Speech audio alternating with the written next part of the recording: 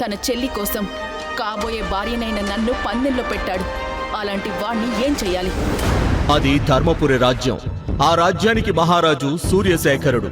అతని కుమారుడు విశ్వజిత్ 16 ఏళ్ల వయసులోనే ఎవరూ సాధించలేని మూలాధార చక్రాన్ని జాగృతం చేసి శక్తులు సాధించాడు. దాంతో రత్నపురి మహారాజు తన కుమార్తె అయిన యువరాణి మనోహరితో విశ్వకి పెళ్లి నిశ్చయం చేస్తారు. ఆ ఆనందంలో తండ్రి విశ్రాంతి మందిరానికి వెళ్లిన విశ్వజిత్ కి సూర్యశేఖరుడు కొన ప్రాణాలతో కొట్టుమిట్టాడుతూ కనిపించాడు. నాన్నగారు, ఏం జరిగింది? మీ నోటి నుండి ఆ రక్తం ఏంటి? విశ్వ, బాధపడకు. నాకు మరణ సమయం దగ్గర పడింది. నేను చెప్పేది జాగ్రత్తగా విను. ఈ తాళపత్ర గ్రంథాల్లో కొన్ని రహస్య సూత్రాలున్నాయి. వాటిని నువ్వు ఛేదిస్తే ఈ విశ్వానికే నువ్వు విజేతమవుతావు. ప్రశ్నలకు సమాధానాలు తెలుసుకోవాలంటే నెక్స్ట్ ఎపిసోడ్ వినాల్సిందే.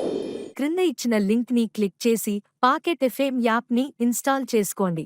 Stay tune to pocket FM.